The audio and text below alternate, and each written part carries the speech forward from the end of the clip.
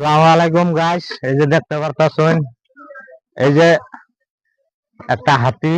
নাম কি রাখছুন? ভোটাহি। ভোটাহি মাইক তো লব। ভোটাহি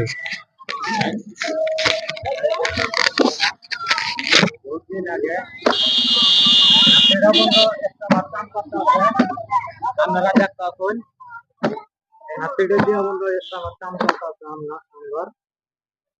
আপনারা সবাই দলে দলে আগুন আয়া কামে সামিল হন।